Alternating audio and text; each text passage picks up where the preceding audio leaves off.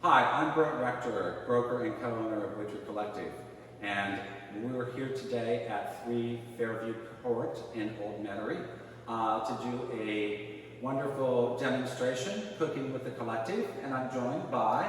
I'm Sophie Brunner, and this is actually the neighborhood that I sort of grew up in, so it's very comfortable being here. I'll be cooking a teriyaki marinated salmon fillet that's infused with ginger, as well as a sweet potato mash and sautéed sesame baby spinach. And I'm going to do a salad that is definitely not a first date salad. This is a blue cheese, garlic, all the good stuff, and it is absolutely delicious. Some very robust flavor. Yes, you can smell it across town right now. So to start with, I'm going to show you the preparation of the marinade for the salmon fillet. I typically make a portion that is large enough for 2 pieces of salmon, approximately 6 to 8 ounces each. We start with a teriyaki based and glazed, the thicker teriyaki sauce, as opposed to the thin, sort of liquidy sauce that you can get at the market. And you take about a cup of that and just dump that into a bowl.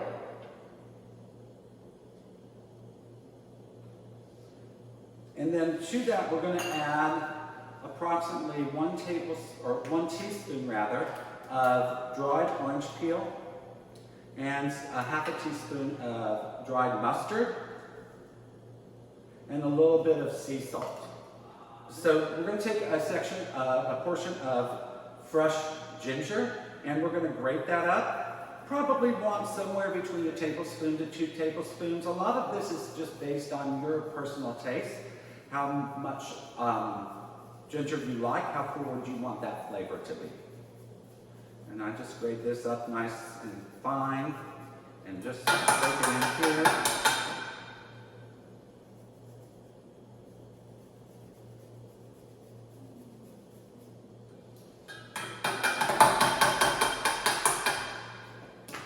Then we're just going to whisk these ingredients together until everything's really well blended.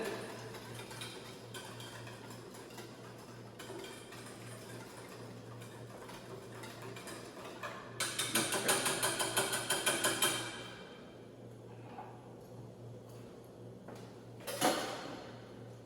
I'm just going to use a single piece of salmon for demonstration purposes.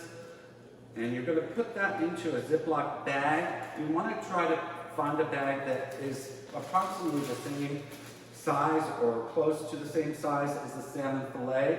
The idea is to really concentrate the marinade in the salmon, not put it into a large container where the marinade kind of gets dispersed, and because you want the flavors to really get infused into the salmon. Now, once you do this, I prepare this the night before or even the day before. I'm going to cook it and really give an opportunity for the salmon to become infused with the flavors. Then just zip this up. Spread your marinade over the surface of the salmon.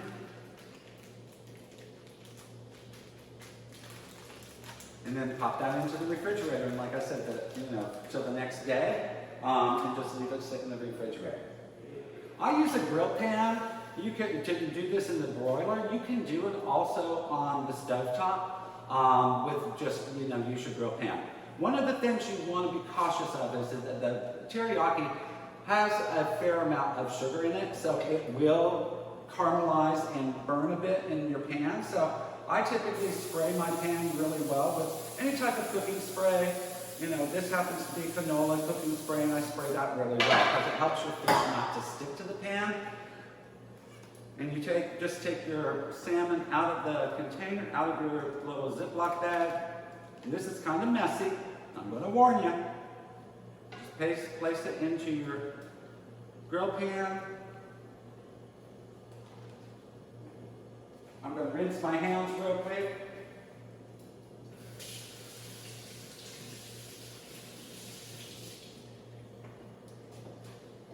Now, if you'd like, you can coat the salmon with a little bit extra of the marinade before you pop it into the oven. But I'm going to bypass that step today. And I typically broil the salmon or just cook it, put it into an oven that's at a very high heat, 450 or so. And it cooks very, very quickly, depending on how you like your fish finished.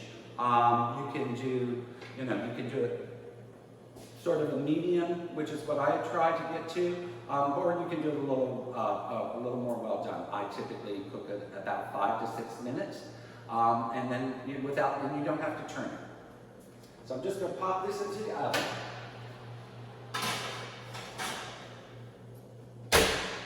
Look at my watch, because I don't know how to go with the timer on the range. And while that's in the oven, I'm going to take the sweet potatoes that I have roasted, and hopefully they're presentable. Hopefully I didn't over roast them. So I put my roasted sweet potatoes into a large bowl. I'm going to take approximately 2 tablespoons of butter,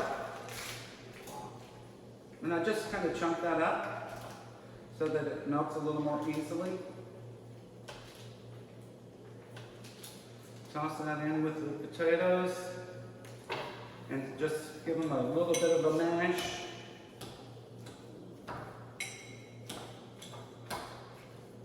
And I use a hand masher because I like these to have texture as opposed to being really smooth. I have blended together a tablespoon of cinnamon and a half a teaspoon of clove.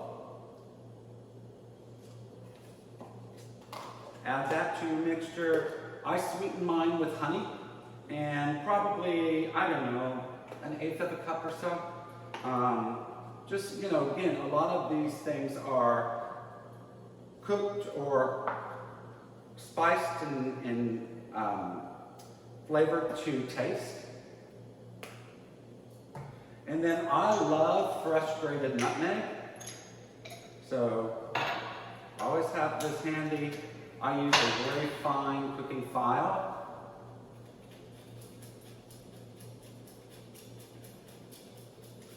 Grate quite a bit of it. Again, all of this is to taste. But I probably put about a half a teaspoon of nutmeg in as well.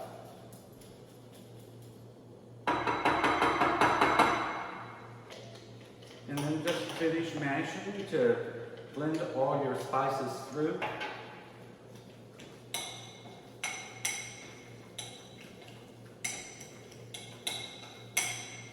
Make sure everything's well incorporated.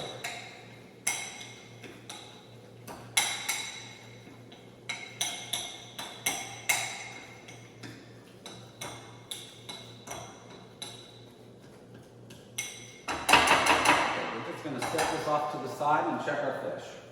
And here's your fillet. Beautiful. I'm just going to set that on my towel to let it go. Actually, I'm just going to set it here on the stove and let it cool off a little bit. And so while your fish is settling up, you can go ahead and get started with your sautéed sesame spinach. And I use baby spinach and sesame oil. I put that into a saute pan, approximately 1.5 tablespoons to 2 tablespoons. I like it a little spicy, so I usually add some kind of a chili oil. This is a Mongolian fire oil. You can use sriracha, just whatever your personal tastes tend to be. And then I add a little bit of probably a teaspoon of sesame seeds. And I use white and black together. I just like the contrast. And I put those in because you want to toast those a little bit while you are heating your oil. So while your oil is heating, you can go ahead and start to plate up your salmon. What I usually do is I put the salmon in on top of a bed, I guess would be the proper word, of the sweet potato mash. So just mix that all up and then just take a dollop of it, spread it out.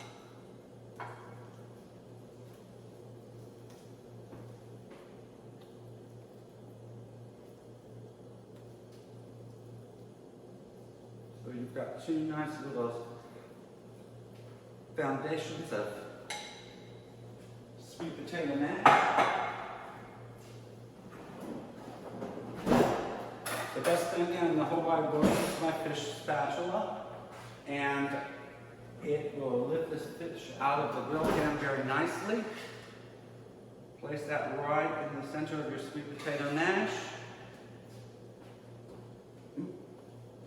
And you are set to go on this, and our oil should be hot. I'm going to use baby spinach.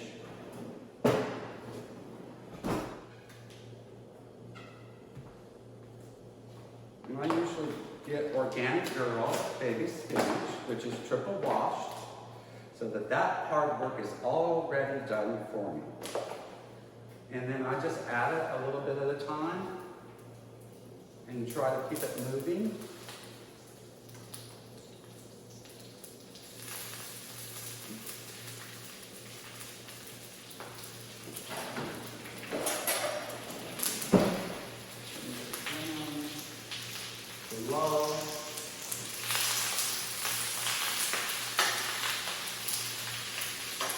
And just stir your spinach and let it start to wilt.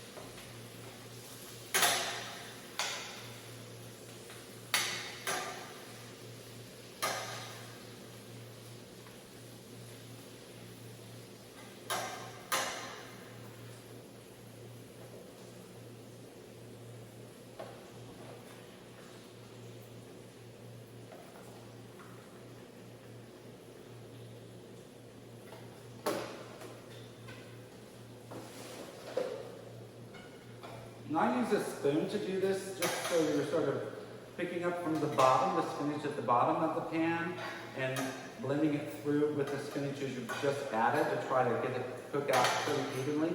I don't like my spinach terribly overcooked, so I try to make sure I keep it moving and everything gets wilted a bit, and then you can just add that to your dish. I also tend to like my spinach with a little bit of lemon. So as your spinach is cooking, just, take a lemon, cut it, and just squeeze the juice onto the spinach.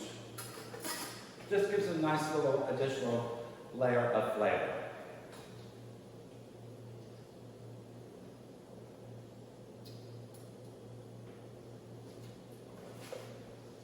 And then you can plate that up.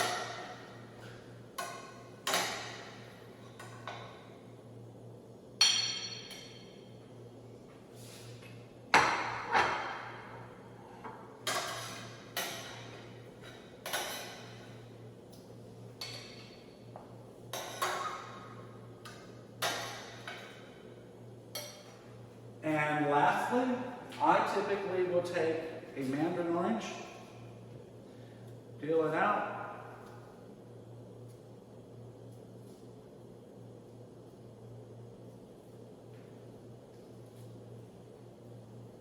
and just put the segments across the top of your fish. I sometimes will do this like the last minute or so while the fish is cooking. When there's about a minute or so left in the cooking time, just pull it out of the oven, pop these little segments of mandarin on top, put it back in the oven for the last minute. That adds a nice dimension of flavor. And that's it. Bon appetit. All right, so I am gonna make a kale salad, and I have not met a salad that I don't love. So I went ahead and took the green kale off the stems and washed it, put it in spoon. I actually really prefer that. I believe it's Latino. It's the really dark, meaty kale, but they didn't have that. So I'm gonna toss in some Brussels sprouts because I do like a bit of a crunch with the greens. Here. Actually, what we're gonna do first maybe is put this toast in the oven so that we can make some croutons. Put a little oil, real bad.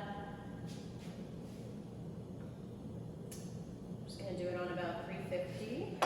There's just a little chive and garlic and butter. And then I just put a little olive oil for good measure because we want to get a nice little crunch on there. In fact, I should rub it in the back of the spoon, just get it all over.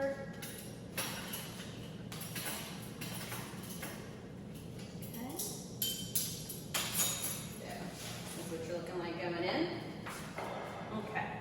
So now we're just going to prep some of the toppings. This is a nice Creole tomato that Brett had. I'm just going to do some slivers of tomato.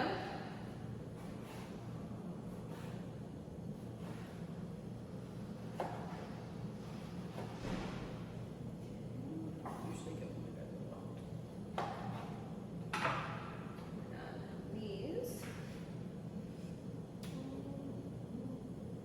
Pretty.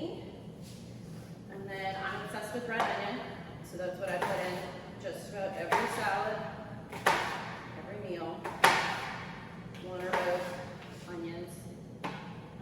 Like to really make sure that you're not going to forget about what you just ate anytime soon. And then toss these all over.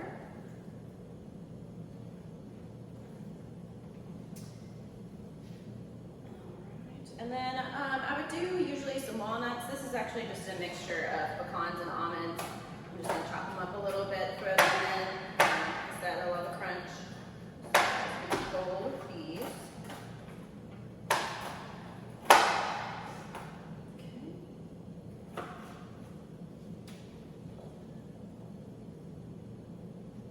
And then, for good measure, do some avocado. This one's nice and green.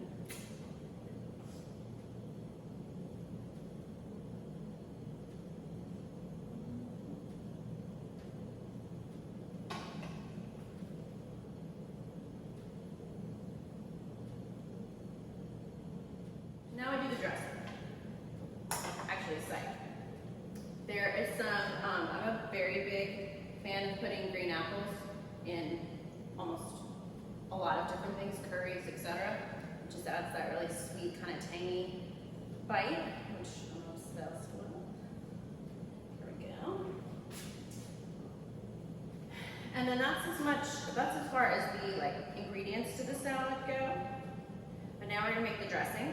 I spared you me clumsily chopping up garlic, so there's some garlic and chive in this bowl already. You need to do about 2 parts olive oil to 1 part of this white wine vinegar that we're going to do. So do a nice bit of olive oil. And then a pretty good sized splash of white wine vinegar.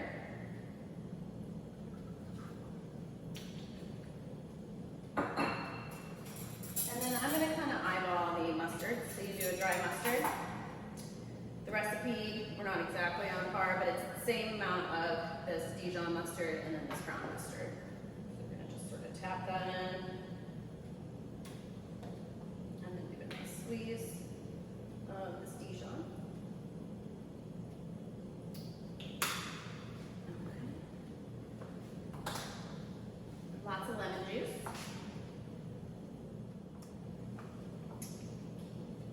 And then the main ingredient on this is blue cheese. This one is just your basic blue in the grocery store. You can also do a little research beforehand and get something that's a little more mild if you're not into a really potent blue cheese. This one is in fact quite potent, but I'm into that. I really like it. There's not much that I don't like I said. So, one. And then I'm going to take a little bit of this blue cheese. Scoop it in. So about 4 ounces. No idea how much that is, but it looks right to me. And then I'm just going to whisk it together because I want to flatten this out a little bit to see about where I'm at. This isn't really supposed to be like a creamy dressing. It's almost a mix between a vinaigrette and a creamy. Old Metairie though, obviously some cheese.